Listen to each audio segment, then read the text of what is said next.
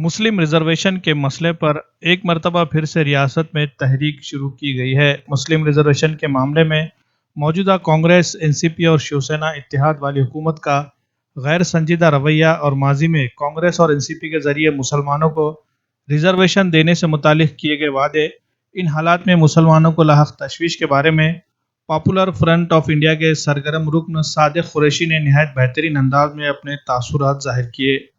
MCN Urdu news से बात करते हुए उन्होंने कहा कि मौजूदा हालात में रिजर्वेशन के लिए तहरीक चलाना मतलब वक्त को ज़ाय करने के बराबर है, क्योंकि हुकूमत में बैठे लोग मुस्लिम रिजर्वेशन के मामले में संजीदा नहीं है। इसलिए मुस्लिम रिजर्वेशन के बजाय मुसलमानों के जो दीगर बुनियादी मसाइल हैं, इन पर तवज्जो देने की ज़रूरत है। जैसे वक्फ बोर्ड को मज़ीद बाइख्तियार बनाने का मुतालबा करना चाहिए।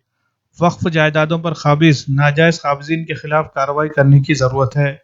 सादिक कुरैशी ने पॉपुलर फ्रंट ऑफ इंडिया की जानिब से अंजाम दी जा रही मुख्तलिफ सरगर्मियों के बारे में भी मालूमात दी। देखिए, मुस्लिम रिजर्वेशन का इशू सिर्फ जो है सूबाई सतह पे नहीं बल्कि मुल्की सतह पे है, और आज का, कल का, परसों का नहीं है।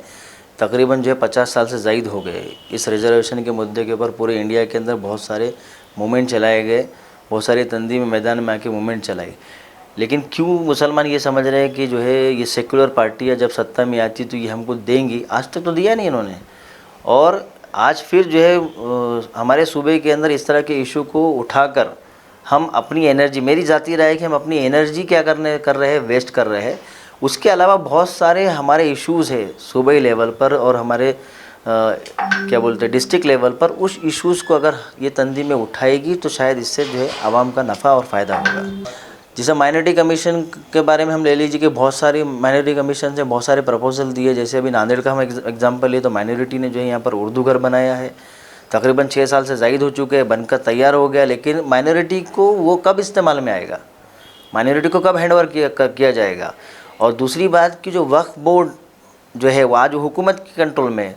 हुकूमत अगर बीजेपी की है तो बीजेपी के कंट्रोल में है, कांग्रेस की तो कांग्रेस के कंट्रोल में, शिवसेना के तो शिवसेना के कंट्रोल में है।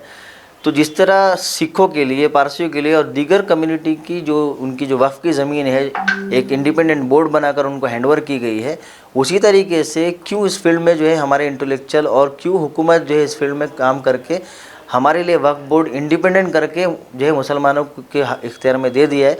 तो मुसलमानों की जो पिछड़ापन है वो उससे क्या हो जाएगा, दूर हो जाएगा।